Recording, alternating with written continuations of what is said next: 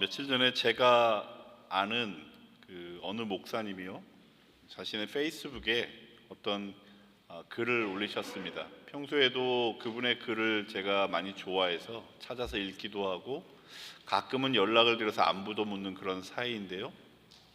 목사님이 페이스북에 올린 글을 잠깐 여러분들에게 들려드리겠습니다. 목회하다 보면 대화하다가 갑자기 울먹이는 분들을 종종 만납니다.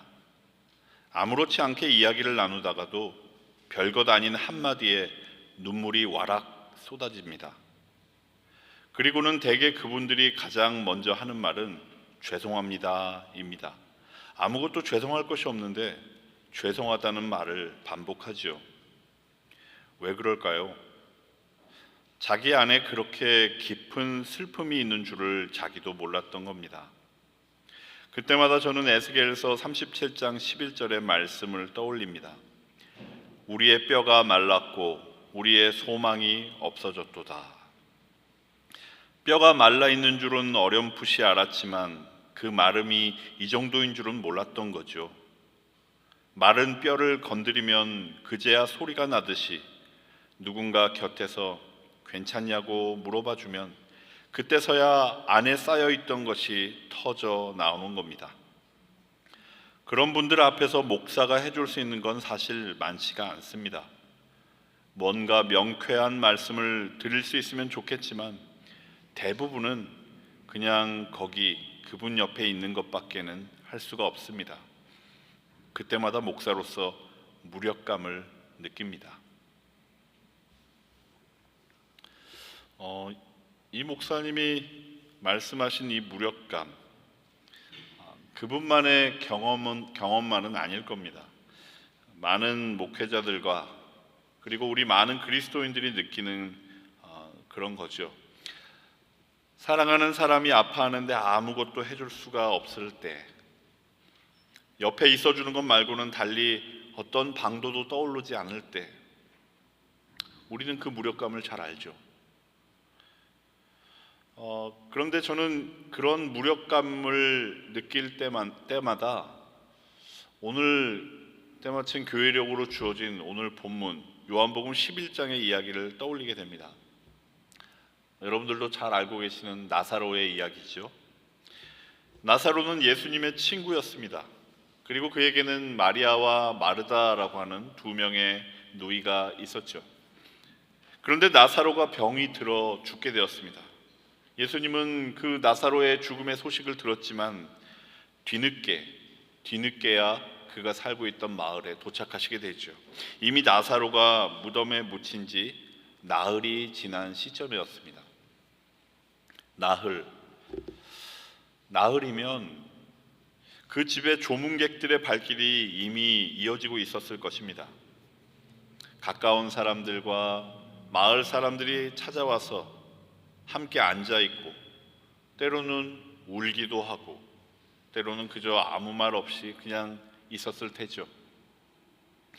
마르다와 마리아는 이미 그 며칠의 시간 동안 그 슬픔을 느끼며 그 슬픔의 한가운데 있었을 것입니다. 밥을 먹었는지 안 먹었는지도 모른 채 그저 계속해서 찾아오는 사람들을 맞이하고 그러다 자신들의 형제 생각이 나면 눈물을 흘렸다가 또 들어오는 사람들을 맞이하고, 그런데 오빠를 살려줄 수도 있었을지도 모를 그분은 뒤늦게서야 도착을 하게 됩니다. 그리고 이 두 누이는 각각 바로 그 예수님, 그분 앞에 나아가게 되죠. 그런데 이 두 사람, 예수님을 만나서 하는 말이 참 공교롭게도 같은 말을 합니다. 오늘 본문 21절과 32절에서 이렇게 말하는데요. 주님, 주께서 여기 계셨더라면 내 오라버니가 죽지 아니하였겠나이다. 같은 상실, 같은 고통을 겪고 있는 두 사람의 입에서 같은 말이 나온 거죠. 그런데 그 같은 말을 꺼내는 이 두 사람의 모습은 사실 전혀 달랐습니다. 마르다, 그녀는 서서 말하죠. 예수님이 오신다는 소식을 듣자마자 그녀는 마을 어귀까지 마중을 나온 겁니다. 그리고는 예수님을 만나자마자 따지듯이 이렇게 묻습니다. 왜 여기 안 계셨느냐고, 왜 이렇게 늦으셨냐고 말이죠. 마르다는 자신의 그 슬픔을 적극적으로 말로 쏟아내는 그런 사람이었던 거죠. 그 말 속에는 믿음도 있고 원망도 있고 또 기대도 섞여 있습니다. 반면 그녀의 누이인 마리아는 다르죠.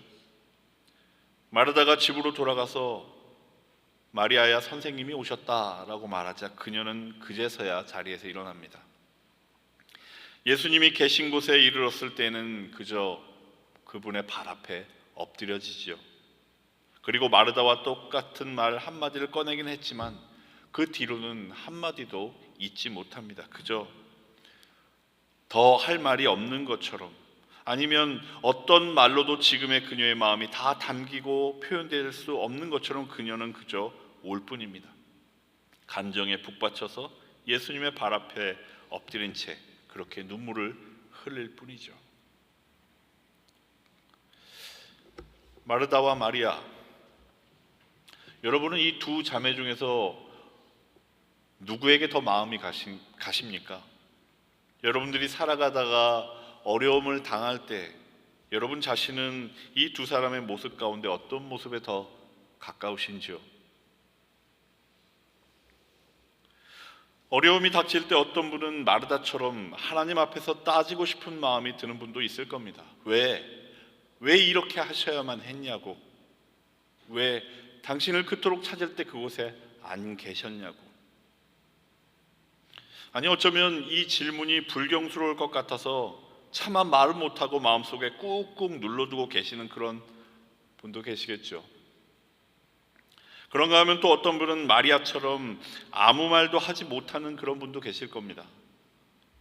기도를 드려야 하는지, 아니 기도를 한다 해도 도대체 무슨 말을 할 수 있는지도 모르겠고 그저 멍하니 있거나 그렇게 눈물만 나는 그런 분도 있을 겁니다. 그것밖에 할 수 없는 거죠. 우리는 때로 이 두 가지 중에서 과연 어떤 쪽이, 어느 태도가 더 믿음 있는 태도인지 고민하기도 합니다.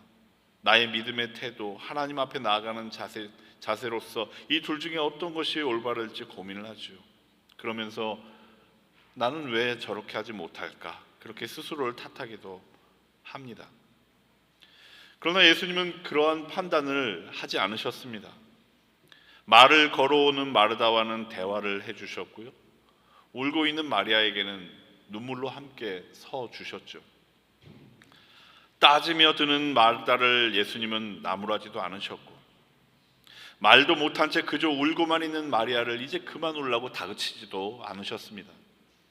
예수님은 이 두 사람이 가져온 슬픔을 그 모양 그대로 받아주셨습니다. 여러분은 삶의 슬픔을 마주할 때 어떤 모습이실까요?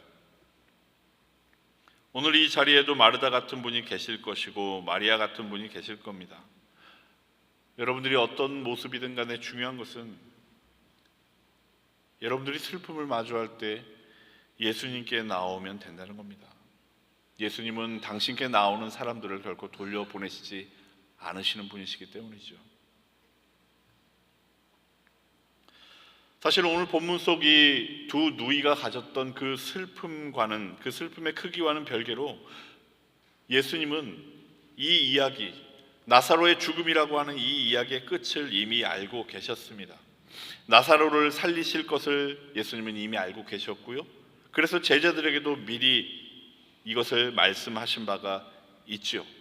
그래서 일부러 이틀을 더 머무르신 뒤에 나사로가 무덤에 놓여 있는 이 베다니로 향하기도 하셨습니다. 왜냐하면 이 눈물들이 잠시 후면, 며칠 후면 기쁨으로 바뀔 것임을 누구보다도 잘 아시는 분이셨기 때문이죠. 그렇게 우리 같으면 어쩌면 이렇게 반응했을지도 모릅니다. 울고 있는, 슬퍼하는 마르다와 마리아를 향해서 마음속으로 조금만 기다리면 다 해결될 텐데 라고 말하면서 생각하면서 그렇게 슬퍼하는 사람들, 울고 있는 사람들과의 거리를 적당히 두고 바라보고만 있을지도 모릅니다. 이미 해피엔딩으로 끝날 그 결말을 알고 있다면 사람은 그 중간에 힘들어하는 과정을 가볍게 볼 수도 있는 거니까요. 그런데 오늘 성경은 이처럼 모든 일들, 슬픔과 절망을 가져다 주었던 이 나사로의 죽음이 결국 해피엔딩으로 끝날 것임을 다 알고 있었던 예수님에 대해서 이렇게 기록을 하고 있다는 거죠. 35절에 예수께서 눈물을 흘리시더라. 무척이나 짧은 구절이지만 참 많은 생각을 하게 하는 그런 구절입니다. 하나님은 우리 고통의 끝을 알고 계십니다. 그러나 그 끝이 어떻게 될지를 알고 계신다고 해서 지금 바로 이 순간 우리가 당하는 그 고통을 결코 가볍게 여기시는 분이 아니라는 거죠. 우리가 울고 있을 때, 슬퍼하고 있을 때 결국 다 잘 될 것이니 울지 말아라 라고 말씀하지 않으십니다. 지금 내가 겪고 있는 이 고통을, 내가 살아가며 지금 이 순간에 겪고 있는 그 아픔을 바로 지금 이 순간의 무게로 함께 받으시죠. 지금 이 눈물 곁에, 지금 이 자리에 함께 서 계시다는 겁니다. 여러분, 이것이 우리에게는 얼마나 큰 위로인지 모릅니다. 우리는 때로 누군가에게, 나에게 어떤 일이 있을 때 누군가의 위로를 받으러 갔다가 다 잘 될 거야, 걱정하지 마, 하나님이 알아서 다 잘 해주실 거야, 이런 말을 듣고 오히려 더 우리의 마음이 외롭게 느껴지고 외로움을 느끼며 돌아오게 될 때가 있습니다. 틀린 말은 아니죠. 하나님께서 그 자녀, 그 백성을 지키신다 하셨으니 걱정하지 마 라고 하는 이 말 틀리지 않습니다. 그러나 그 말이 지금 내가 내 마음을 이토록 힘들게 만드는 이 고통 속으로 들어오지는 않는 겁니다. 그런데 예수님은 그렇게 하지 않으셨다는 거죠. 결말을 다 알고 계시면서도, 이 눈물이 다 마르게 될 것이라는 것을 알고 계시면서도 지금 이 눈물 앞에 함께 머물러 주셨다는 겁니다. 그리고 예수님은 거기서 멈추지도 않으셨습니다.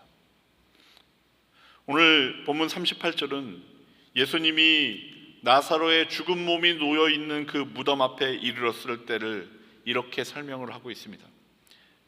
예수께서 다시 속으로 비통히 여기셨더라.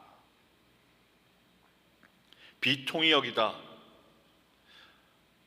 우리말 번역에는 깊은 슬픔을 느끼다, 아픔이 느껴질 정도의 슬픔을 가지다, 이런 식으로 이해될 수 있는 이 말은 사실 헬라어 원문을 보면 그런 단순한 슬픔의 단어가 아닙니다.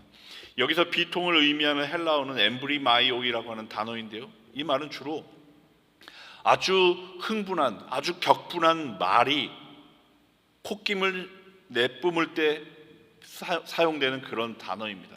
씩씩거리면서 콧김을 내뱉는 그 말을 한번 상상해 보십시오. 격한 감정, 분노에 가까운 감정을 나타내는 말이죠. 지금 예수님 안에서 무언가 이러한 분노가 끓어오르고 있었다라고 하는 뜻입니다.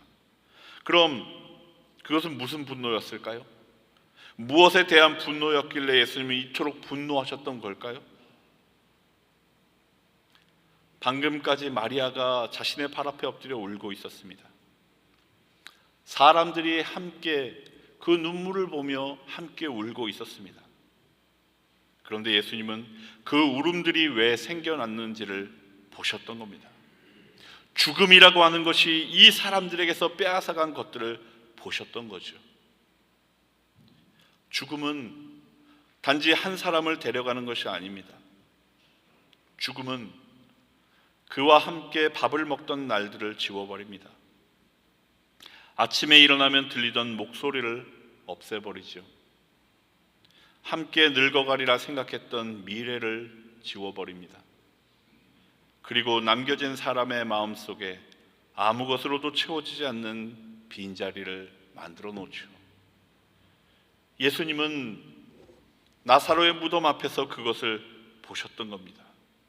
그 죽음이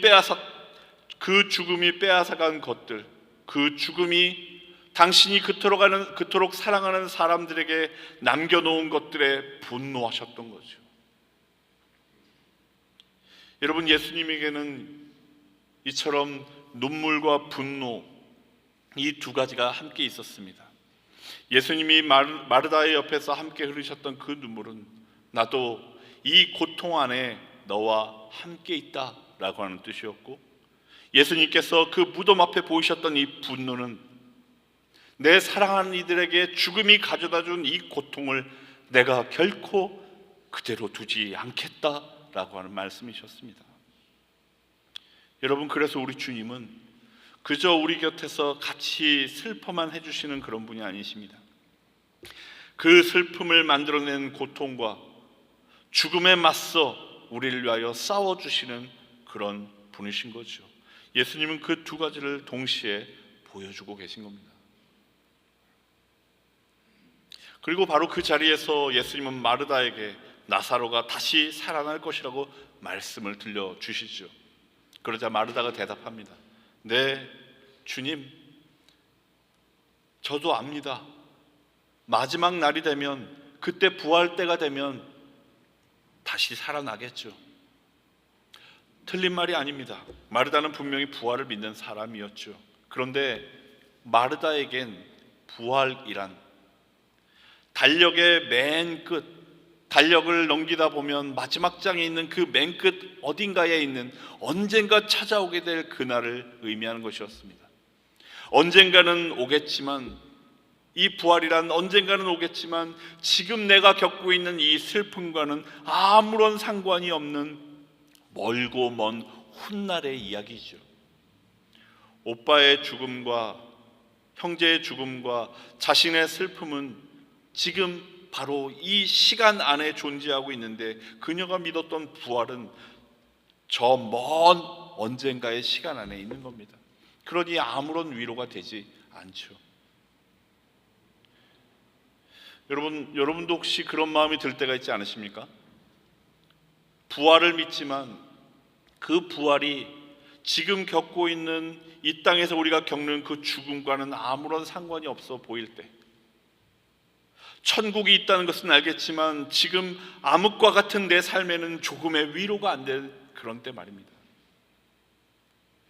지금 내가 겪고 있는 이 외로움 앞에서, 지금 내가 겪고 있는 이 육신의 고통 앞에서, 그리고 지금 내가 사랑하는 가족들이 겪고 있는 그 문제들 앞에서 하나님의 약속과 나의 믿음이라고 하는 그것들은 아무런 소용도 없는 것 같다는 생각이 들 때 여러분 있지 않습니까?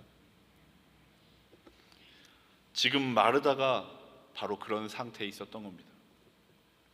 눈앞에 닥친 죽음과 슬픔을 위로하기엔 그녀가 알고 있었던 부활과 생명이라고 하는 것은 너무 먼 훗날의 일로 여겨지는 그런 상태 말이죠. 그런데 바로 그때 예수님이 이렇게 말씀하십니다. 나는 부활이요 생명이니, 내가 부활이고 생명이다. 저 먼 미래에 있었던 그 부활이 지금 이 자리로 걸어온 것입니다. 마르다가 언젠가를 기다리며 믿었던 그 부활이 지금 바로 이 순간, 자신이 고통받고 있는 이 순간 자신의 앞에 서 계신 거죠. 여러분, 부활이라고 하는 것, 그것은 언젠가 찾아올 달력의 그 마지막 끝 중에 끝에 있는 12월 30일에 있는 어떤 날이 아닙니다. 지금 눈앞에 서 계신 바로 그분 예수 그리스도가 바로 부활이고 생명인 거죠. 마르다는 부활을 교리로 알고 있었습니다. 죽은 사람이 마지막 날에 다시 살아나는 것, 그것이 마르다가 아는 부활이었습니다. 그런데 예수님은 그 교리 앞이 아니라 그 교리가 가리키는 인격 앞에 마르다를 세우시죠. 언젠가 일어날 일을 기다리는 것이 아니라 지금 이 자리에, 지금 우리 가운데 서 계신 그분, 바로 그분과 만나게 되는 것, 이것이 예수님이 마르다에게, 그리고 우리에게 들려주시는 말씀인 겁니다. 방금 전까지 눈물을 흘리시고 죽음 앞에서는 분노하셨던 바로 그분이 이 말씀을 하시는 겁니다. 내가 부활이고 생명이다. 그렇게 이 말은 죽음 앞에 눈물 흘리는 이들을 위로하기 위한 말이기 이전에 그들을 눈물 흘리게 만드는 그 죽음과 고통의 권세를 향한 선전포고인 것이죠. 저 멀리 있다고 생각했던 부활이지만 사실 그 부활은 지금 나의 슬픔 앞에, 내가 겪는 그 고통 앞에 나와 함께 서 계시다는 말입니다. 여러분, 사순절은 바로 이 같은 사실을 다시 발견하는 그런 계절입니다.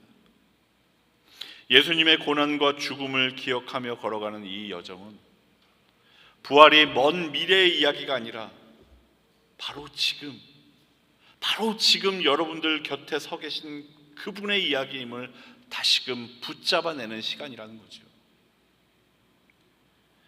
부활이자 생명이신 예수님은 죽음의 권세로 둘러싸인 무덤 앞에 서십니다. 그 나사로의 무덤 앞에 서셔서 이렇게 말씀하십니다. 나사로야, 나오라. 그냥 나오라가 아닙니다. 나사로의 이름을 부르셨습니다. 저는 예수님께서 나사로의 이름을 기억하시고 그의 이름을 불러주시는 이 장면이 참 좋습니다. 나사로는 예수님이 사랑하시는 사람이었고 예수님은 그 이름을 부르심으로 그를 살리셨습니다. 그리고 부활은 이렇게 일어나는 것입니다. 주님이 사랑하는 사람의 이름을 부르시는 그 일로부터 일어나게 되는 거죠. 여러분, 오래도록 닫혀 있었던 관계가 있으십니까? 혹 오래전에 포기해버린 것이 있으십니까? 이미 다 끝났다고 생각했던 무언가가 있으십니까? 예수님은 여러분들의 이름을 부르고 계십니다.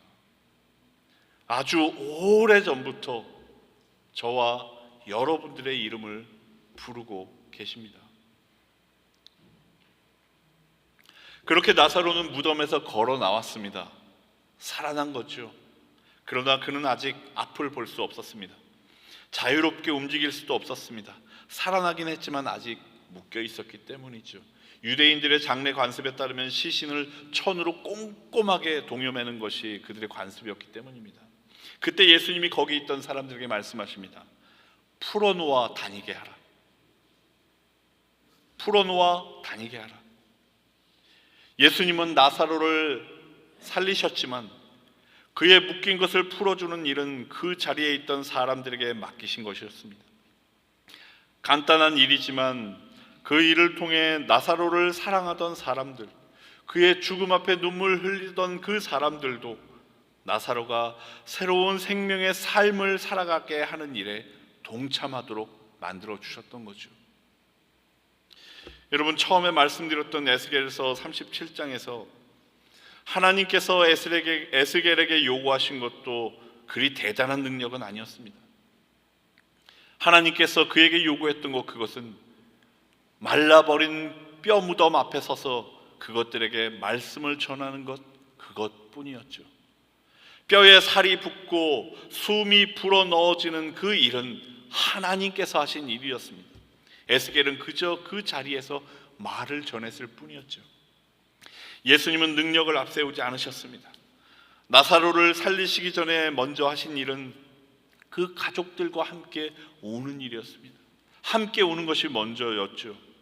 그리고 그를 살리신 뒤에도 수위를 풀어주는 일은 그 자리에 있던 사람들의 손에 맡기셨습니다. 사랑하는 여러분, 우리 곁에는, 우리 안에는 살아났지만 아직도 묶여있는 사람들이 있습니다. 오랜 세월 미국에서 살면서도 어디에도 온전히 속하지 못한 것 같은 외로움을 안고 살아가는 그런 사람들, 묶인 사람들이 있습니다. 그래서 어딘가 모나고 독특하게 보이는 사람들이 있죠. 우리 가운데에는 자녀가 교회를, 신앙을 떠난 것이 못내 마음에 걸리지만 아무에게도 말 못하는 사람도 있고, 몸이 예전 같지 않아서 혼자 조용히 두려움을 사귀며 살아가는 그런 이들도 있습니다. 살아났지만 여전히 그 살아남을 온전히 누리지 못하는 여전히 묶여있는 사람들이 우리 가운데에도 있습니다. 예수님은 그런 사람들의 몸을 묶고 있는 수위를 우리 손에 맡기셨습니다. 그들을 변화시키라고, 그들을 온전히 위로하라고, 그들을 온전히 치유해내라고 명령하시지 않으십니다. 그것은 주님이 하실 일입니다. 우리에게 맡겨진 일은 그저 그렇게 묶여있는 사람들 곁으로 찾아가 괜찮으세요? 걱정하며 관심을 가져주는 것. 울고 싶으면 울으셔도 돼요. 말하고 싶으시면 말하셔도 돼요. 제가 들어드릴게요 라고 말하는 것. 혹은 그가 아파할 때 아무런 도움이 되지 못하는 것 같아도 그저 옆에서 함께 아파해 주는 것, 그냥 곁에 있어 주는 겁니다.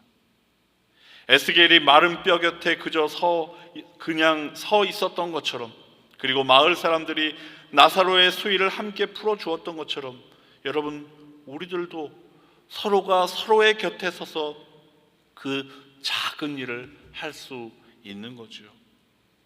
그렇게 하면, 그러면 마른 뼈를 생기가 돌게 하시고 죽은 자를 살리시는 우리 주님은 우리의 그토록 작은 그 일들을 통해서 우리로 하여금 주님의 생명의 일, 주님께서 생명을 주시는 그 일하심을 보게 해 주실 것입니다. 우리의 가정과 우리 한마음 공동체에 생명과 소망이 넘쳐나는 것을 우리로 하여금 보게 해 주실 것입니다. 사랑하는 여러분, 우리의 눈물을 아시고 우리의 죽음과 고통을 아시며 우리의 죽음을 물리치시는 그분 예수 그리스도께서 저와 여러분들의 이름을 아십니다. 그리고 바로 그분이 지금 우리 곁에 서 계십니다. 함께 기도하시겠습니다.